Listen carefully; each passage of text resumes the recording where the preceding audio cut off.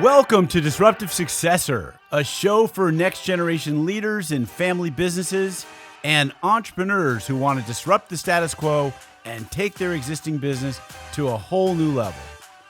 We all know that what got us here isn't going to get us there. This show will provide inspiration, advice, and resources to help you create massive impact. This podcast is sponsored by myself, Jonathan Goldhill, and my company, the Goldhill Group, where we provide coaching for growing companies.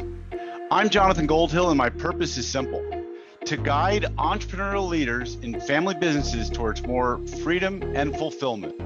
I want entrepreneurs to get clarity around the changes that will make them and their businesses more successful so they can experience the same freedom I've enjoyed in my life.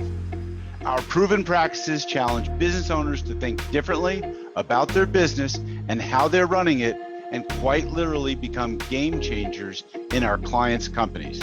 Learn more at thegoldhillgroup.com website, where you can schedule your free strategy session.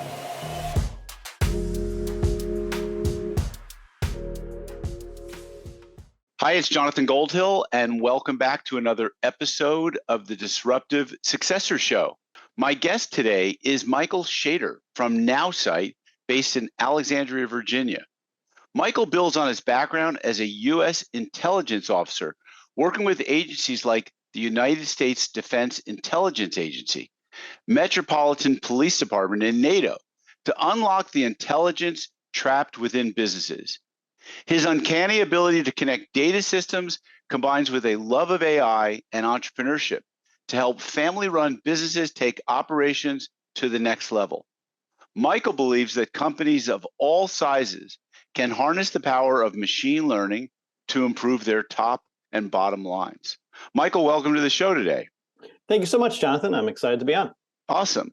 So on top of this background, you are getting a degree in artificial intelligence, getting your PhD. That must be quite an undertaking. Yeah, it is, but somehow to me, it fits in very, very smoothly. It does take up a fair amount of time. There's always a chunk of a paper to finish writing or something new I need to study up on. But it's been very rewarding, and I encourage anyone to do later in life grad school. It's awesome. That's great. I've done some postgraduate work in strategy at the Drucker School with Peter Drucker initially, but he was so old, I moved on to his protege who was much younger. But let's talk about how you got into this passion for breaking down the possibilities of technology for small and medium-sized businesses to use. Where does this passion come from? Like, where did you get your start in this whole thing? Take us back as far back in your life as you like. Yeah, well, this is one where it makes sense looking back on it, but it didn't exactly feel that way at the time. But when I grew up in my parents' family-owned restaurant, and in Cape Cod, Massachusetts, where I was the dishwasher when I was 10 years old there. And at the same time, I've always been a programmer from fifth grade onward. The Apple II Plus and TRS-80, if anybody remembers those, that's how I spent my time all through middle school and high school. And at some point, I saw my dad doing paper spreadsheets and keeping track of all what menu items had been ordered, so he could figure out the trend and how to rejigger the menu for the next season. And I said, oh, well, I could do that a lot faster. Said, well, okay. So I coded up a key punch application and ended up putting stuff out in VisiCalc, the first electronic spreadsheet back when we called them that. And there, so actually thinking about it, that was really the initial synthesis to me of bringing together a real business, organizational need, something tricky that had to get figured out, and bring that together with my love of the programming itself and the creating of things in software. Interesting. Now, if I recall correctly, my history, and it sounds like you go back quite a ways, as far back as I go. There was a small company that became a large company called Lotus 123 that was based in Massachusetts, I believe, Boston. Yep, that's right. Yeah, near Harvard. Mitch Kapoor. Yep. Yeah. And was that a company that you aspire to want to work for, doing what you were doing? Is that it's funny. I never really wanted to be in the production of the software. I was always interested in the application, is how to actually use them to build things that people needed. And so so with when 1, 2, 3, kind of when that round of the spreadsheet wars before Excel came and kicked them out, I sure did a fair amount of that kind of work. It was always just so instantly appealing, the power that it gave you to be able to pull in the numbers, the data that was lying all around that anybody else could see, but to then do stuff with it and come up with insights and actions that nobody else could see on it if they weren't able to wield it that way. okay? And so, did your work as a youth come to be helpful to your father and his business, his restaurant business? How did that go? So we ran it for a number of years through my youth there, and sold it. Eventually, he was certainly ready to retire, and not just single retire. Right. At that point, but yeah, it certainly was a formative experience, and it gave me a bit of the sense of the whole family business dynamic, the way that it is, it overlaps with any other kind of business situation, and in some ways has some really unique aspects to it. Cool. So now let's fast forward, talk about your philosophy today. Maybe it's your purpose. Maybe it explains the origin of Nowsight, which is based outside of Washington, D.C., where there's a lot of intelligence, or I guess as some people might say, unintelligence. But so tell us a little about what your purpose or what your philosophy about data and the visualization of data and AI. Give us your sermon, if you will. Well, it's really it's certainly, as with anything, I guess, it's shaped by different phases, different experiences I've had at different parts of my life. But after as I said, I was always a programmer and loved building software and manipulating data that way. I went to college for electrical engineering, which was kind of a related but different sort of focus of the hard math and just that engineering mindset of deconstructing problems and synthesizing solutions. But then when I went into the military, into the U.S. Air Force, I was an intelligence officer. So it certainly wasn't my job to do calculus or to write code or anything like that. I was really concentrating on the exciting needs of warfighters and decision makers, that need at every level to pull information together and to give you, the very meaning of intelligence, of actionable information, of data in context that help people make better decisions and to make them faster. And yet somehow each job that I had always ended up I get pulled back to software somehow, whether it's at the tactical level when I was in Korea, at a major theater when I was stationed in the UK, or at NATO when I was in Italy, or even national doing stuff here in DC. The problems often they were kind of the same. Data was scattered in many different systems. It was difficult to pull together. The practitioners, people who really knew how to negotiate a treaty or how to plan an air campaign, they had to also be experts in wielding this clunky, difficult software and of pulling pulling information together in a really clerical sort of way. And so that's how in each of these jobs, I ended up at first just on the side building little tools in Lotus 1-2-3 or in DBase, or later in more sophisticated languages as I learned more on the side about the evolving tools and technologies. And each job I ended up building a system to help myself, and then for other people to use. And some of those actually I ended up passing on and became the basis for later professionally developed projects or products that were used down the road. So it's that idea, the focus on is the application. Application is it's a term of art in software and business about, it's a system. It's not an under the hood thing that runs, nor is it like a consumer facing piece of software, but rather it's a tool that you use to get a job done. And normal people, as in non-technical users, are the people who use applications primarily. And in some circles, that's kind of looked down upon, as in doing, app dev is a kind of a government buzzword for it, and it's some people think of it as kind of a dull bread and butter aspect of software engineering. But to me, that's always been where the action is. That's the place where the amazing things that we can build with computer science meet the real world and become actually useful. You can think all day and write beautiful code, but if there's no application to it, if nobody does their job better or makes the world a better place using the code, it's not really worth very much. So let's talk about some of the applications that you're seeing are popular, or applications that you see in businesses where they become game changers, very informative. And let's also understand, is that application always is it visually presented? It sounds like that's part of your message is spreadsheets isn't really going to help you. You need visual presentation of it. So 2 questions. Do you need visual presentation of it to make sense, to really make quick sense of it? And where are you seeing that it's having a lot of impact in small and medium-sized businesses? Well, I think visualization it's a critical tool. It certainly isn't the only game in town or the only way to get information across. It depends especially if you define it as graphics and charts as opposed to text and numbers. There are certainly whole important user populations who live in the numbers. I've built a couple of systems for large company finance departments. They're not interested in sexy bar charts or interactive toggle switches. They want the densest imaginable stuff, to the point where I'm questioning, do you really want it this way? And like, yes, please.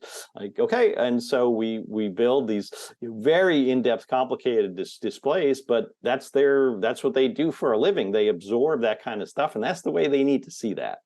And what's interesting is that exact same underlying data presented that way to, say, the salespeople or to the CEO, in some cases, useless. Totally useless. They need the same information though, but it's got to be crafted in a different way. So I think if we use the word presentation to include visualization, graphics, but also any other way that you're getting it across, that the presentation it's communications. It's a two-way street.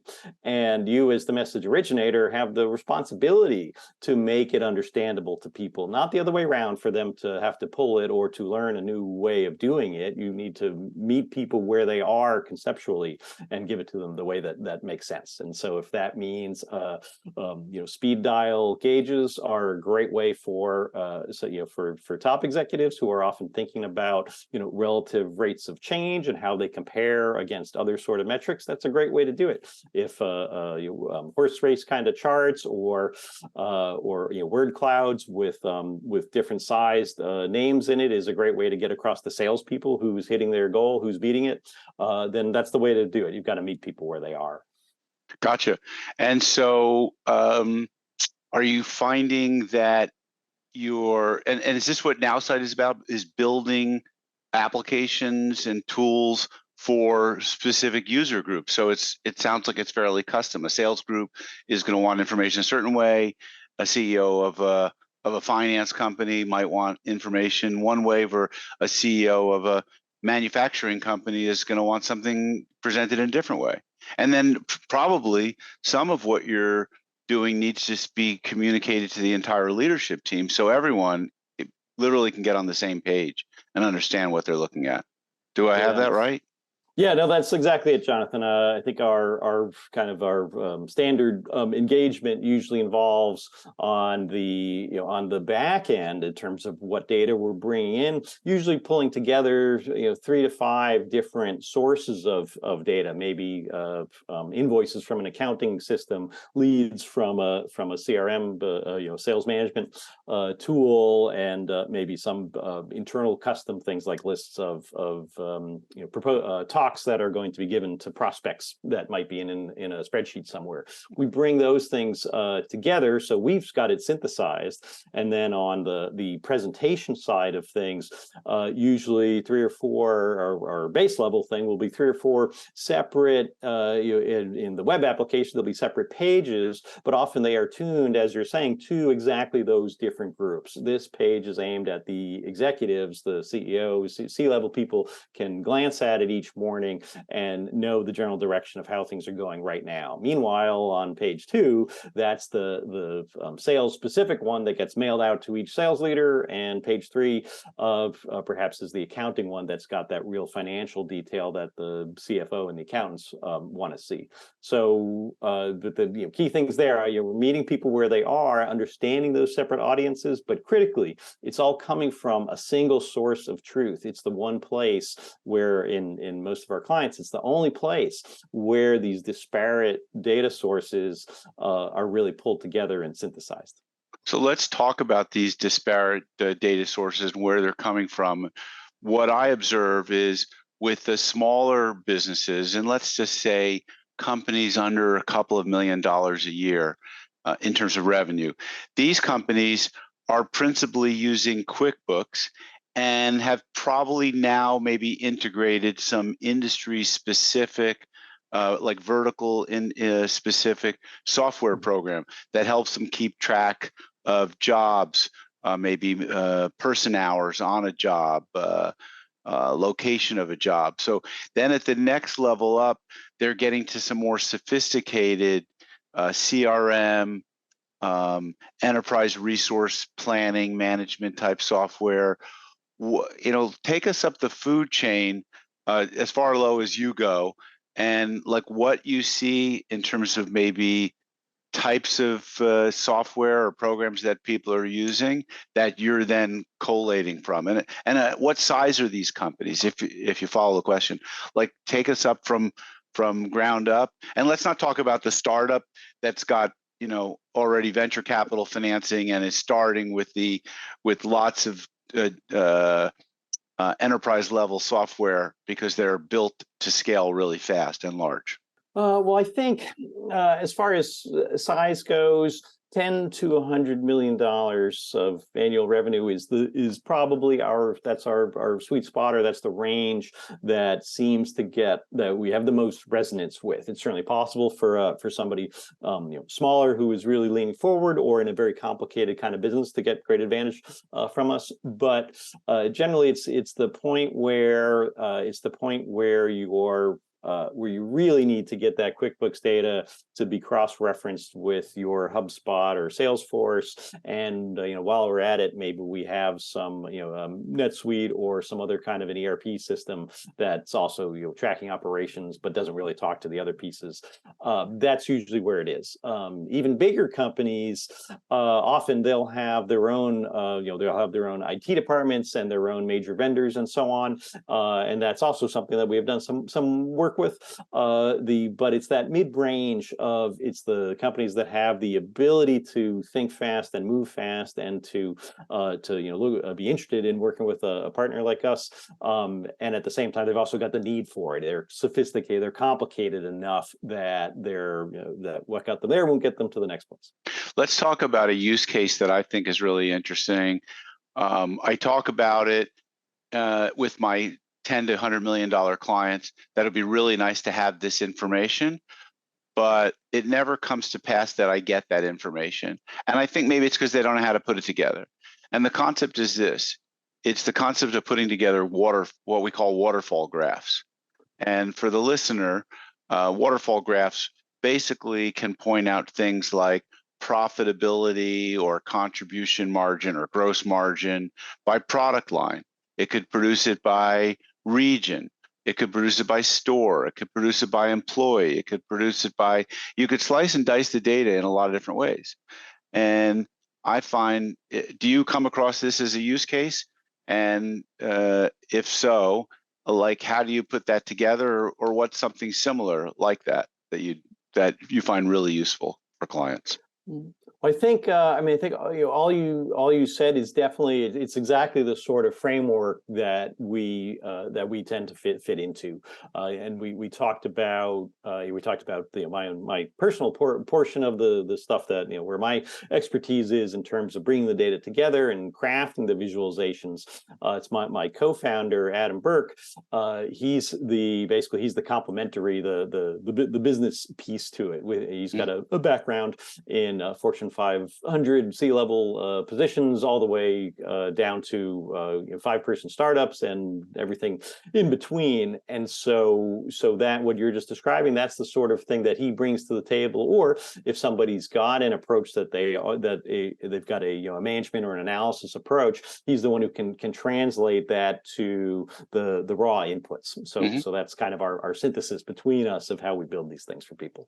So when someone comes to you and Adam, and they're not of a size or of a sophistication or don't have all the data that you need to work with them, what advice can you give them to get started and start like looking into what they're trying to get to? Maybe can you give us I don't know if you can think of a recent prospective customer that came to you that just didn't fit what you were looking for. How do you send them off, get them moving in the right direction so that they might come back to you or a firm like yours?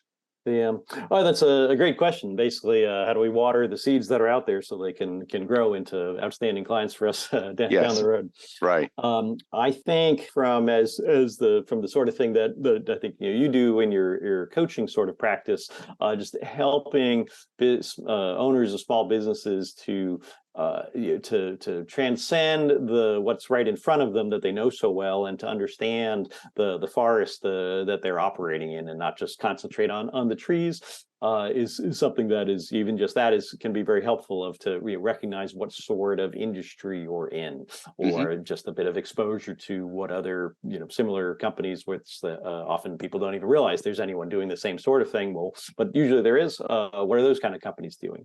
Kind of at a practical level, I think often anything around putting just enough process and enough data capturing in place to things that start off as being tacit is very helpful.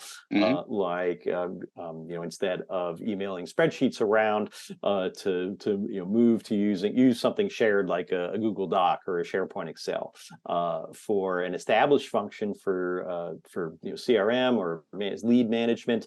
We've set people up with free or very inexpensive CRM sort of systems like Zoho or Sugar are systems that we have gotten people off the ground with the expectation that use this, and at the point where it has done so well for you that you need something better, then you're at a point where you would really be able to leverage what we do. So one of the challenges I see in companies that are maybe in a manufacturing or particularly in a distribution environment is where their purchasing costs are maybe going up, or let's just say they're fluctuating.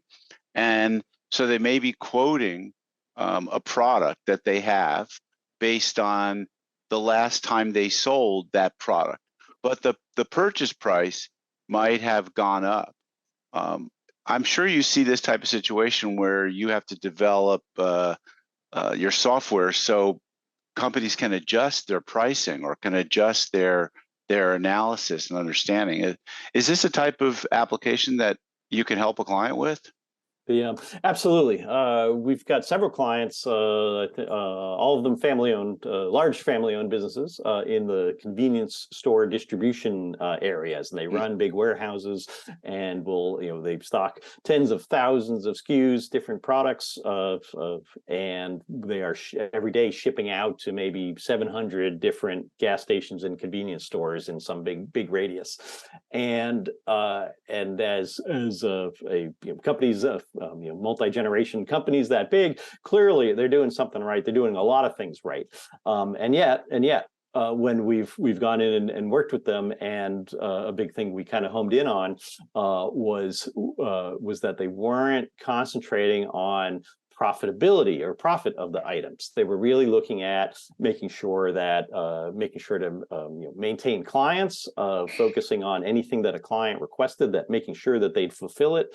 But based upon the work that we did, and this was as is typical, pulling together data from entirely separate systems between the sales management and the picking and stocking sides, to pull all that stuff together, we were able to come up with metrics that really blew them away, of exactly which items are they making money on and which ones are they perhaps even coming out negative on.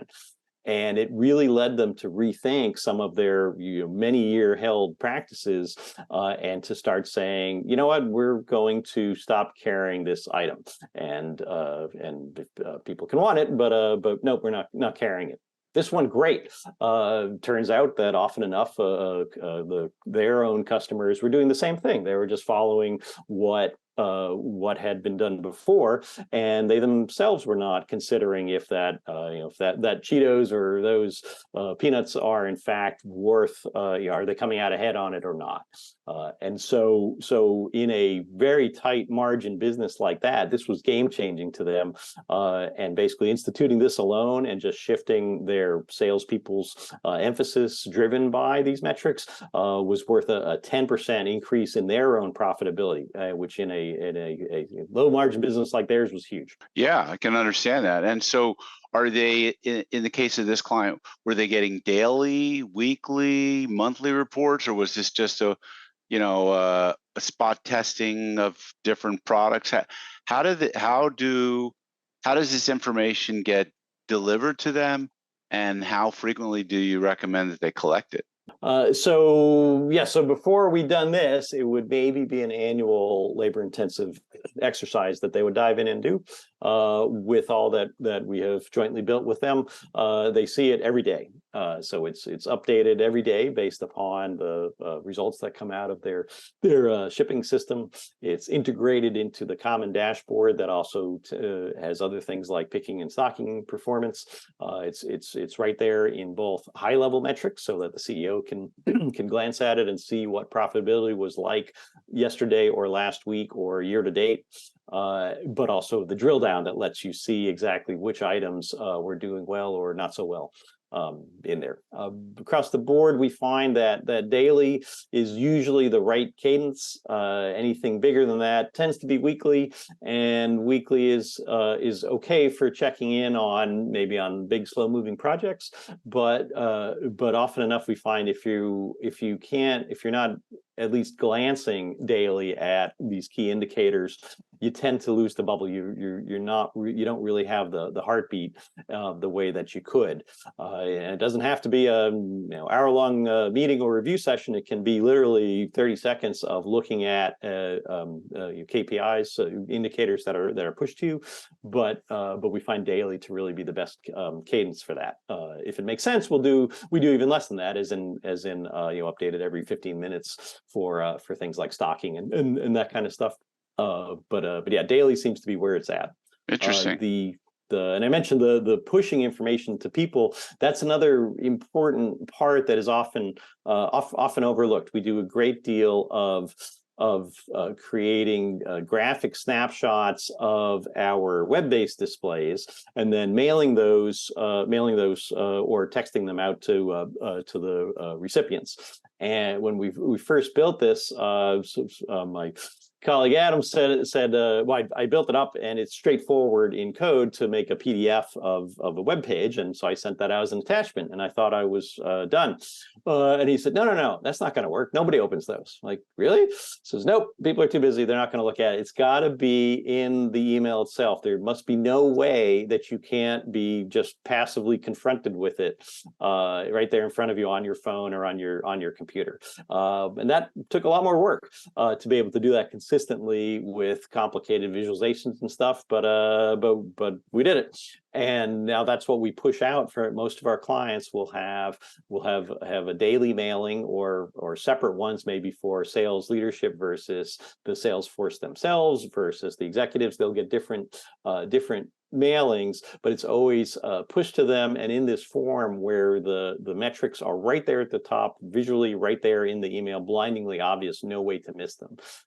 And that's really paid off. You were asking before about different applications or other systems that people use, and really a gap that we've noticed is that with Salesforce, with HubSpot, NetSuite, a lot of the systems that people they're good at their niche job and people use them, but they all do a poor job at what I just described, at being able to push emails out to a broad audience that get the information across. And I believe it's because, well, they're all per seat licensing, right? You pay for Salesforce based on how many people you have who have a login to the system.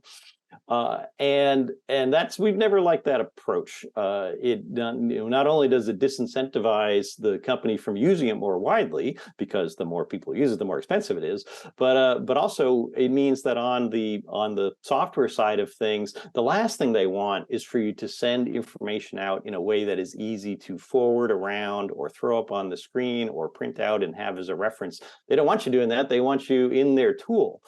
And so this has just really been an amazing gap that we've found. I haven't seen any of those other systems that really do what we're talking about without large companies with whole IT departments accepted, where they can spend a long time building it themselves. But for this small and mid range, really nobody's got this capability, which for us is bread and butter. That's in fact it's a critical milestone in our contracts. Is always the day that the first emails start going out is a key milestone, because that's what counts. That's the time when you have started affecting the way the company actually operates. And yet, is what you're offering also cloud-based, where people can just go up onto the cloud and look up their information and dig around? Yes. Sounds like. Yeah, absolutely. And again, it depends. Different audiences and different sorts of clients want different amounts of interactivity, or just show me what I need to know. And we're certainly able to build whatever kind of rich interaction people want. But our default, and especially our starting points, are usually on the let us do the work instead of you. Let us work with you to figure out what is the perfect way to get across this deep information, so that you don't need to be saying, okay, and then I'm going to click here, and then I'm going to change this slider, and then I'm going to do this query. Instead, let's figure that out for you and just throw it there in front of you. You've got other things to worry about. Sounds good. Awesome. So Nowsight, based in Alexandria, Virginia. What's the best way people can learn about your company? Is it go on the web? Is it book a demo? What's a great way to learn more about this? Well, we're right there online at nowsight.com. We've got on our website, we've got case studies and some good information, basically the fleshing out of the sort of higher level ideas that I've been talking about. And we've got contact links and are delighted to get demo requests. We're happy to talk to anyone of whatever size. It's all at minimum, they're interesting conversations and helps us learn, as well as to get some of our ideas across. And often enough, we can get great leads that way. Michael, thank you so much for being on the show. Really appreciate it, Jonathan. It's been a pleasure. Yeah. And folks, so if you don't have good insight into your data, then you need to start getting good insight. It's what you don't know that can hurt you. And to quote John Wooden, it's what you learn after you know it all that really counts. So, folks, thanks very much for listening to another episode of the Disruptive Successor Show. If you got value from this, please give us a good rating on your listening podcast app of choice. Share it with others and subscribe, and stay tuned to future episodes. This podcast is sponsored by myself, Jonathan Goldhill, and my company, the Goldhill Group, where we provide coaching for growing companies. I'm Jonathan Goldhill, and my purpose is simple: to guide entrepreneurial leaders in family businesses towards more freedom and fulfillment. I want entrepreneurs to get clarity around the changes that will make them and their businesses more successful, so they can experience the same freedom I've enjoyed in my life. Our proven practices challenge business owners to think differently about their business and how they're running it, and quite literally become game changers in our clients' companies. Learn more at thegoldhillgroup.com website, where you can schedule your free strategy session.